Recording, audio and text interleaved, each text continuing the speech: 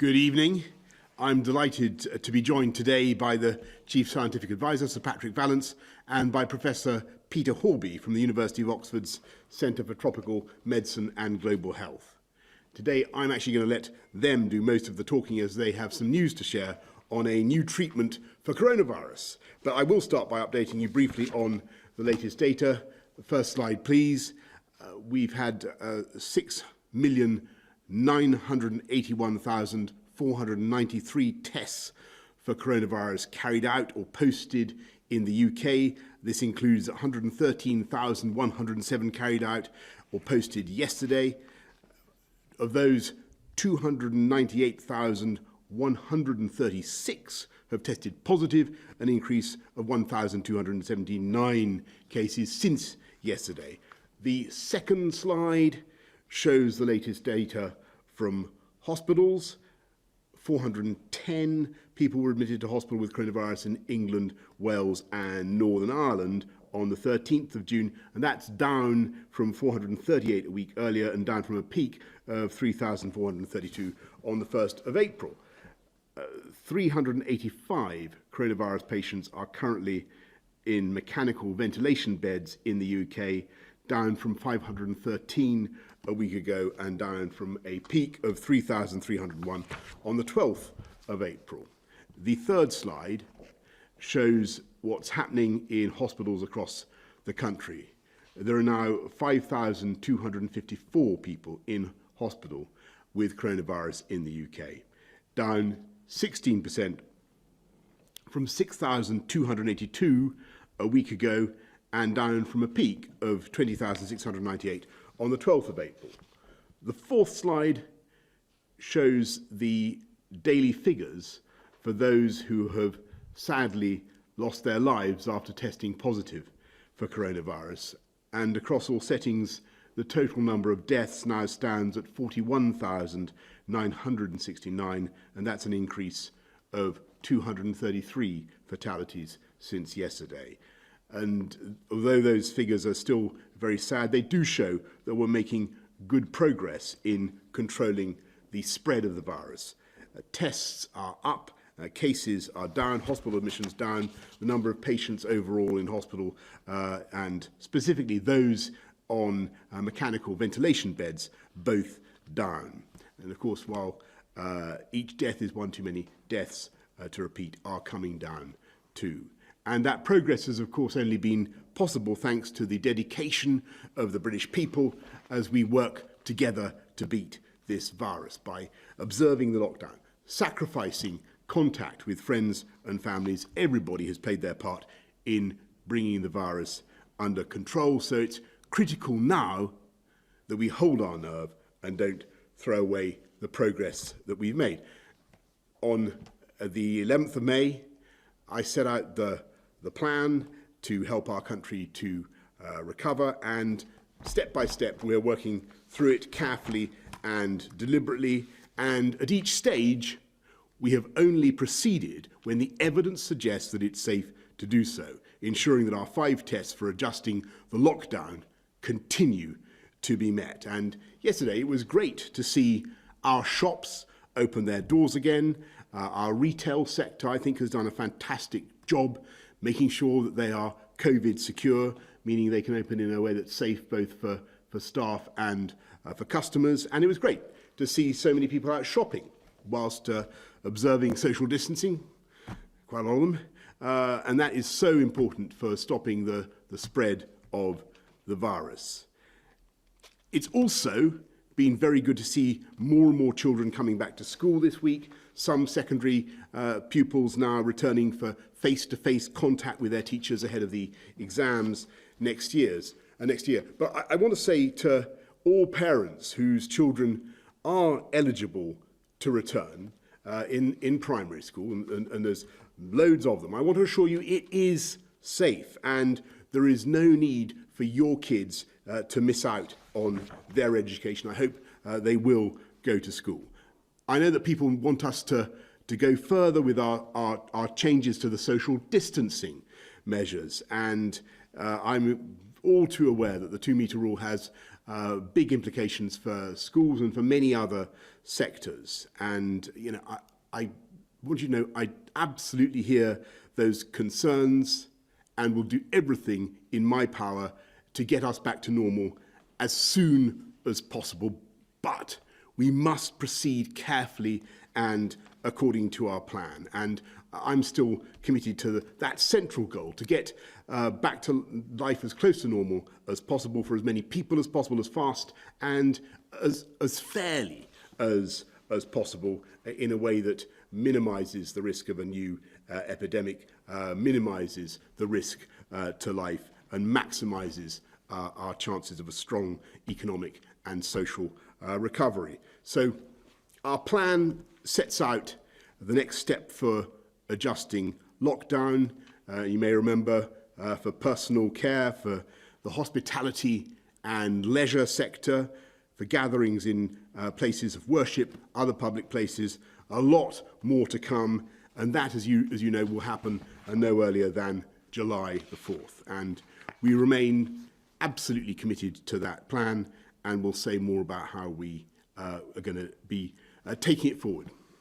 But today, there's other news, because the global efforts to find a long-term solution to the pandemic continue, whether that's through a vaccine or treatment. And I'm absolutely delighted that the biggest breakthrough yet has been made by a fantastic team of scientists right here in the UK. And I'm not really qualified to pronounce on this drug and its effects, but I'm going to ask Sir Patrick and Professor Hornby to say more in a moment. But I am proud of these British scientists, backed by UK government funding, who have led the first robust clinical trial anywhere in the world to find a coronavirus treatment proven to reduce the risk of death. And I'm very grateful to the thousands of patients in this country who volunteered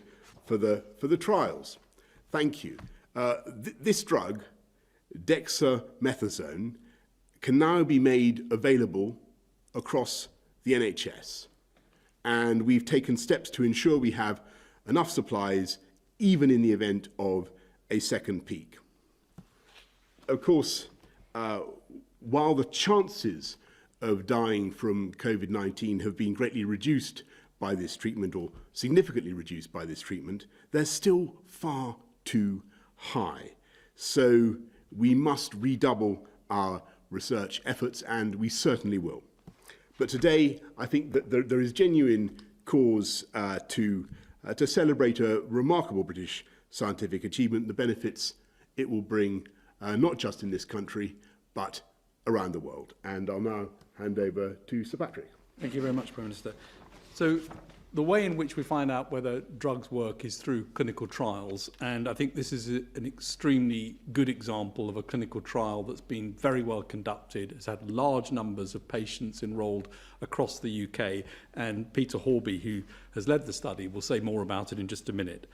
It's called the Recovery Study, and I just want to send a few moments to sort of thank some of the people involved. I'd like to thank the investigators who have put this together and led it so effectively, all of the people in the NHS who've been part of actually making this happen.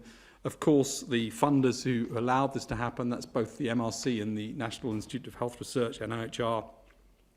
Actually, thank some of the other people involved behind the scenes as well, such as Jonathan Van Tam, and most importantly, the patients who volunteered to be part of this study. But rather than me talk about it, it's much more important to hear from Peter Hornby, who led this and really has driven the whole thing through. Peter. Yeah, thank you very much. So I'm co-chief investigator of the recovery trial with Professor Martin Landry, and we've been supported by an absolutely fantastic team in Oxford and also across the entire NHS, because the trial has been implemented across all countries in the United Kingdom, more than 175 hospitals, with tremendous efforts by NHS staff who are under enormous pressure to actually talk to patients, tell them about the benefits of getting good clinical trial evidence to make sure we have the best treatments and getting them into the trial. And I think we've broken some records. So in 3 months, we've enrolled over 11,500 patients. So this makes it by far the biggest clinical trial in the world. and we've been testing 6 different drugs. A couple of weeks ago, we declared an answer on hydroxychloroquine, showing that in hospitalised patients it doesn't work. And this week, we've got some news on dexamethasone, which, as we've heard, is a steroid drug. It's an old drug. Some people would say it's a very boring drug. It's been around for 60-odd years. It's very cheap. It costs pounds, and overseas it costs pennies. And so we closed that arm of the trial on Monday, the 8th of June, because we had enrolled more than 2,000 patients on dexamethasone, and we compared them to 4,000 patients who had standard of care. And what we saw was really quite remarkable. So we've looked at different treatment groups, and the drug has a different treatment effect in different treatment groups. So in ventilated patients with COVID-19, the drug dexamethasone, so 10 days of treatment with that, which is a tablet or an injection, reduces the risk of death by about 35%. In patients on the ward who require oxygen and have COVID, it reduces the risk of death by about 20%.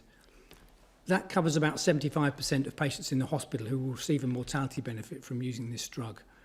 There's another group of patients who don't require oxygen but have COVID, and we did not see a benefit in those patients. So it's not a drug that you would use in the community or in outpatients or in patients on the ward who didn't have breathing difficulties. But in patients with breathing difficulties who require oxygen or ventilation, it really is showing quite a significant effect. And it's really important because the drug itself is very widely available. It's on almost every pharmacy shelf in every hospital. It's available throughout the world, and it's extremely cheap. So we've looked at the numbers, and if we treat 8 patients in intensive care with this drug, we'll save 1 life. And the total cost of treating all 8 patients is only about £40. So this is really, really remarkable, and we're extremely pleased with this result. We're continuing with the trial because we have still 4 other drugs in the trial.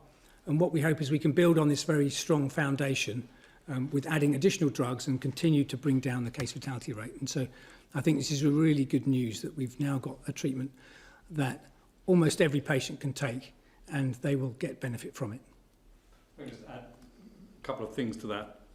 The important thing is this is the first medicine that's been shown to reduce death in any group with COVID, and that's the start of something. So it shows this is possible to do, and as other drugs get looked at, the hope is that they'll add on top of that, and you'll add beyond the 25 or 35% change that Peter's talked about. So this is the start of something important. It shows it is possible to reduce the inflammation and the outcome in patients with lung disease in hospital, and it's the start of other drugs which might be added on top of it to make an even bigger effect in due course, we hope. Thanks very much, Peter and Patrick. And we're going to go now to questions from the public. So can we go please to Trevor from Northamptonshire? With the World Health Organization and other countries opting to have a social distance of 1 metre, when will the government move from 2 metres to 1 to be in line with these countries?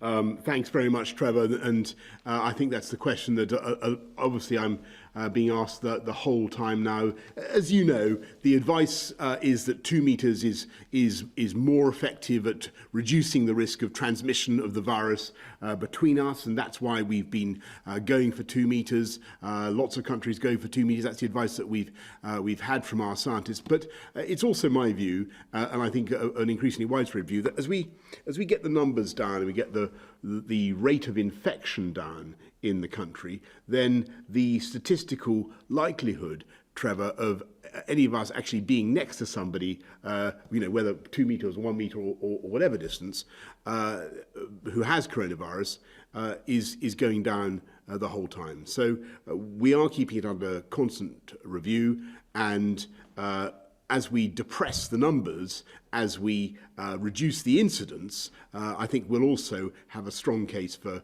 reviewing those measures as well. And I hope to be able to do that, but I'm afraid to say we can't do it yet. We need to continue to make progress. Patrick, anything you want to say on I think that's exactly right, Prime Minister. 2 metres is safer than 1 metre. But it's not an absolute, it's a relative, and obviously the closer you get, the riskier it is, so it's a risk assessment. And as we've said in the evidence that we've given scientifically, that there are things you can do to reduce the risk on top of that, including being side by side rather than face to face, back to back, in a good ventilated space. The risk is lower outside, and face coverings can help when you're in crowded spaces where you can't avoid but to be close to somebody. So there are times in which this can be changed, and that evidence, of course, can then be the basis of a policy decision on what the right distance is that should be mandated or put forward as the rule to follow. So I don't think 2 metres is some sort of absolute cut-off that never changes. And as the Prime Minister said, when you look at the incidence, the number of people getting the infection every day, or the prevalence, the number of people with the disease at any one time, which currently, according to the ONS numbers, are something like 6 out of 10,000 people have the infection at the moment, you can see the probability gets quite low, and therefore you can start to think about ways in which you can manage the distance in certain circumstances in different ways. Absolutely. Peter, anything you want to add on the 2 metre rule from the point of view of okay, good. Well, look, I mean, Trevor, the answer is, we're getting there. Please, people, I know people are very, very impatient about this. We're making as much progress on that as we can, and watch this space, because we absolutely hear you. Can we go to Terry from Hawley? And Terry says, the latest funeral advice and recommendations were provided on May the 18th. Can you provide an update to these, and have these been relaxed for mourners given the relaxations and easing of lockdown that have since taken place? Terry, what I think I can say is that we do think that people should be able to attend funerals, provided they observe social distancing and follow the basic rules. And I think that we totally understand on compassionate grounds why people need to attend funerals, and we'll be saying more about what we can do more generally to relax social distancing rules as we come up to July the 4th. Patrick, anything you want to say more on funerals? Thanks very much, Terry. Can we go to Vicky Young of the BBC, please? Vicky. Prime Minister, you've talked a lot about levelling up and tackling inequalities in Britain, but it's taken a campaign by a 22-year-old footballer to force you into action on free school meals. Have you lost touch with those that you promised to help? And I've also got a question to Sir Patrick Vallance about dexamethasone. Could this treatment mean that in future, if there were to be a second wave, that we might not need to take such extreme lockdown measures? Thanks very much, Vicky. Well, actually, I mean, I talked to Marcus Rashford today and congratulated him on his campaign, in which, to be honest, I only became aware of very, very recently today. And I thank him for what he's done. I think he's right to draw attention to this issue. Basically, we've got large numbers of kids who haven't been able to get back into school. We've got a problem about getting kids back into the school in the way that we would want, for the reasons that people understand, though actually there are lots of kids who could go back to school now who aren't going back to school, and I'd like to see that. I'd like to see that happen.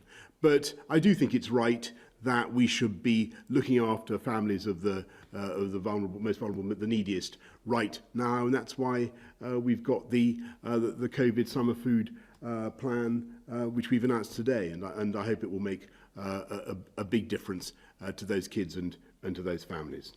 Can we go to... Oh, sorry. Yes, sorry.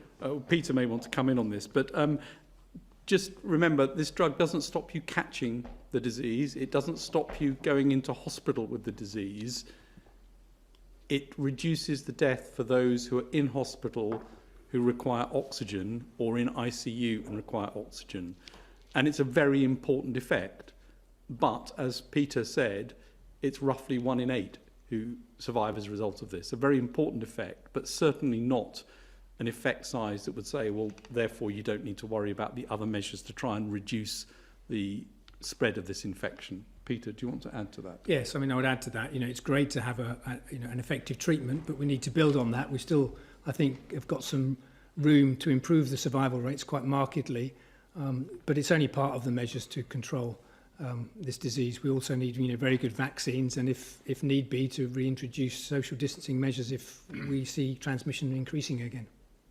Thanks, Vicky. Can we go to Dan Hewitt from ITV? Thank you, Prime Minister. Two questions, if I may. The first, we're in Smethwick today, filming with families who are reliant on the free school meal voucher scheme that you set up.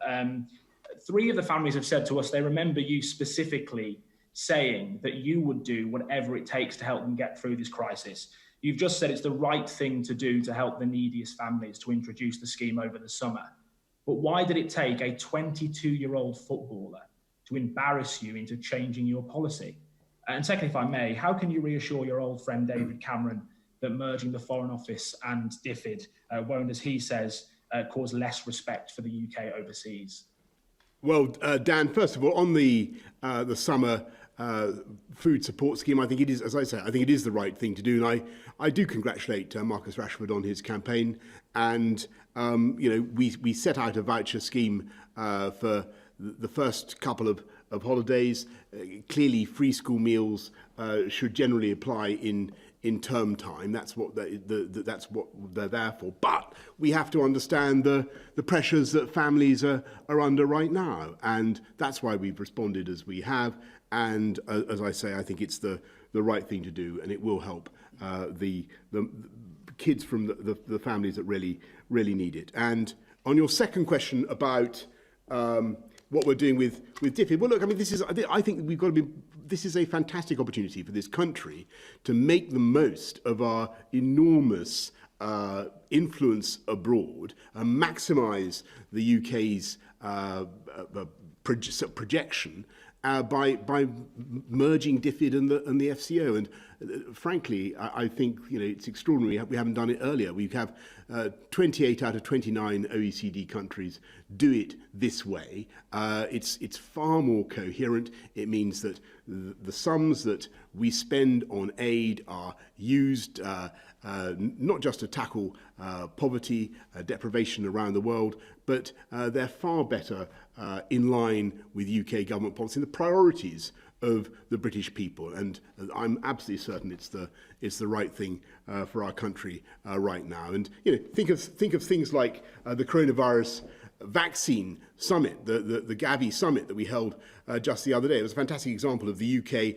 leading in helping to raise $8.8 billion dollars, $8.8 billion to come up with a vaccine, not just for coronavirus, but to help vaccinate kids around the world and solve all sorts of problems. So what we're trying to do is put that idealism and that mission to improve the world, to save kids, to encourage female education at the heart of UK foreign policy. And we're creating a new Whitehall super department that will actually, I think, enable us to express our views much more powerfully around the world. Would be good for development aid and good for the UK, and it's the right time to do it. Sam Coates, please, from Sky. Thank you, Prime Minister. To Patrick Vallance and Peter Hornby, on demoxyzone, how quickly can people in the NHS who are suffering breathing problems expect to get this treatment? Is there an expectation that it will be available pretty much now for anybody who needs it in the UK? And Prime Minister, we understand that this drug has been put on the government's export ban list, which means that companies can't buy it up and export it to other countries. On the day that you've given a speech about global Britain, that doesn't feel very global Britain to me. Can you explain the rationale behind that decision? And as part of your decision to merge the International Development Department and the Foreign Office, you seem to signal a very big shift in foreign policy, taking aid money away from Zambia and Tanzania and giving it to relatively rich countries like Ukraine. Can you just spell out a bit more of your thinking behind that surprise decision, and why was that now? Well, first of all, on what you're saying about dexamethasone and the ban on exports, I'm not aware of that. Patrick, are you aware of any? I'll have to come back to you on that. Sam. But on your, it sounds. I mean, dexamethasone, as I understand it, is a drug that is produced around the world. I mean, and you know, perhaps Peter and Patrick might like to comment on this, but it's produced very cheaply in India. It's produced in Thailand. It's produced. I think it was first identified in 1957. A steroid. So you know, it's been around a long time. I'll have to come back to you on your suggestion that we ban the export of dexamethasone. It sounds peculiar to me, but we'll certainly look into it. On your question about reprioritization of aid budgets, no, that's not what's happening.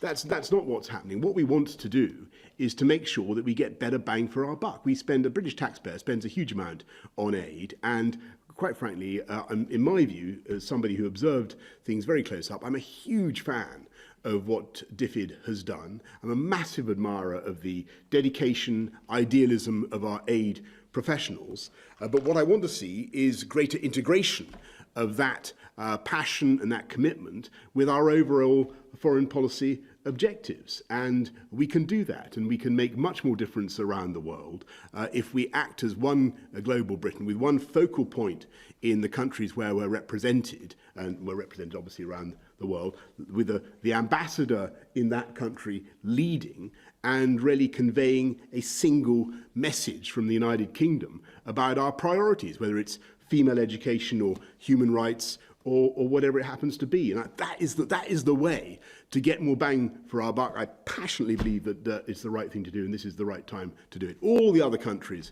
are going this way, even if they previously had separate aid departments. They've been folding them in, and now is the time for us to create this really powerful, unified voice for international policy. I think there was a question for you, Patrick. Sorry.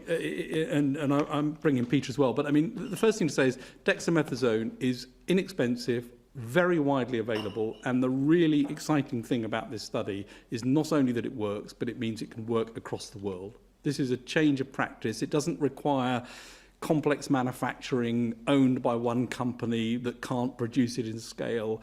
This is a drug which can immediately be used across the world for this condition, and that's such an important thing. And your question was, what are we doing here? And the CMO will be issuing guidance to say that this should be used for clinical practice, and that's what I expect to happen shortly as he releases his guidance. So the idea is to get on with this, and certainly to try and make this as available as possible everywhere in the world, which is part of the excitement. I don't know, Peter, whether you want to add anything to this. I mean, it's of all the drugs in our study, it's the one that I'm most excited about and most pleased that we've got this positive result, because it's very stable. We know it extremely well. It's been used for 60 years.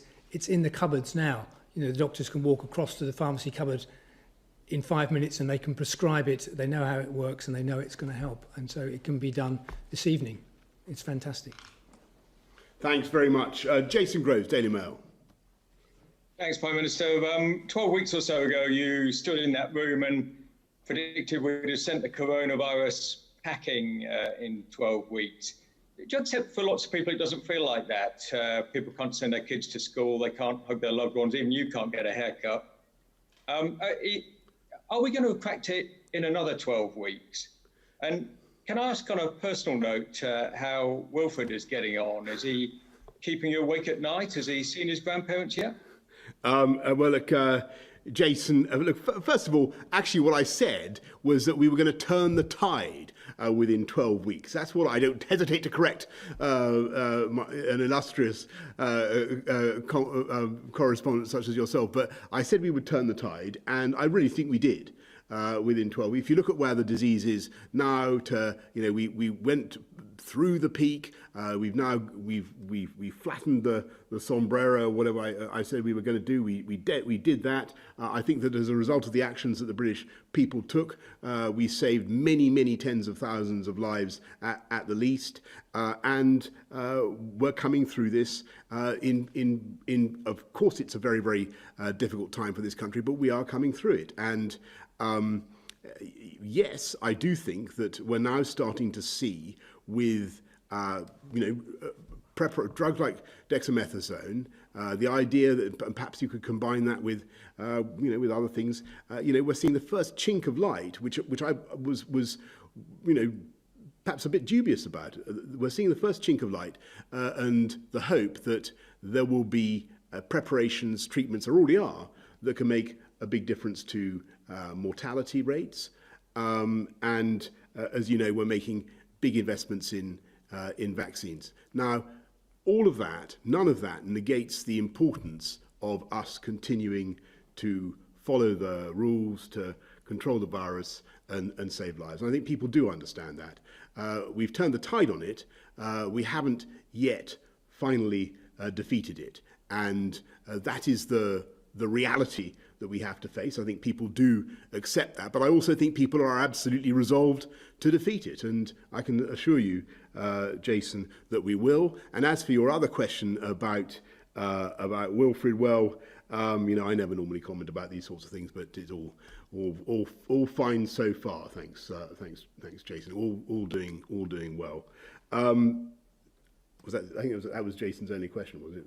I think there are no scientific questions there. Let's go to Sophia Slay from the Evening Standard. Sophia. Thank you, Prime Minister. My first question is for the scientists. The Evening Standard understands that there is a huge demand for data from post-mortem tissue samples of coronavirus victims. Would you encourage more post-mortem research and encourage families to give their consent? And my second question is for the Prime Minister. Spain says it's considering imposing quarantine restrictions on UK visitors unless the British government lifts its own 2-week isolation rule. What is your response to Spain today? And secondly, will you be talking about a travel corridor with France when you see President Macron later this week? Thanks very much, Sophia. Sorry, there were questions. Do you want to address the scientific question first, Patrick? Well, clinical research in all its forms is incredibly important for this disease. It's a new disease which we are trying to learn about. I think the example of the recovery study, which Peter and Martin Landry have led so effectively, is an absolute landmark in understanding where something could make a difference. And clinical research in all its forms can involve taking blood samples, it can involve taking tissues in order to understand what's happened to the tissues to pick up virus. It can involve x-rays and scans and other things to look at it. And it also involves the use of post-mortem tissues sometimes in order to understand more about the causes of death and the way in which the virus can affect different organ systems. And so that is an important part of understanding this disease and has always been an important part of understanding new diseases, understanding old diseases better, and trying to make sure that the treatments are therefore targeted in the right way. So post-mortem research is an important part of the research system, but there are many, many other parts as well. Peter, do you want to add to that? No, I would completely echo that. This is a brand new disease. We're learning, every day, but there's still so much we don't know. We still don't know how it affects the blood vessels, how it affects the heart muscle, how it affects the nervous system. We really need to understand that properly to really make progress. And I think, there's many contributions that people can make, and agreeing to post-mortems is one small way that they can make a contribution to other patients.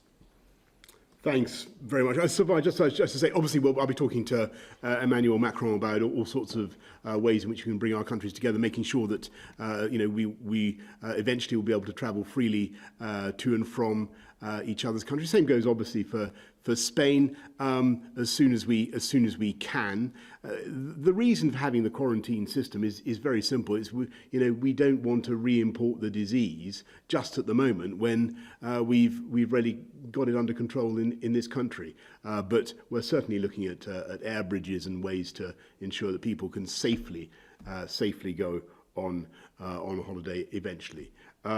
Daniel Barnes from the South Wales Argus. Thanks, Prime Minister. Yesterday, Welsh First Minister Mark Drakeford said in his briefing that he'd not spoken to you for 3 weeks. Does this lack of communication explain why you've been unable to maintain a consistent four-nation approach during this pandemic? Well, Daniel, actually, we've done a huge amount of collaboration and conversation with Mark and with leaders in all the nations of the UK.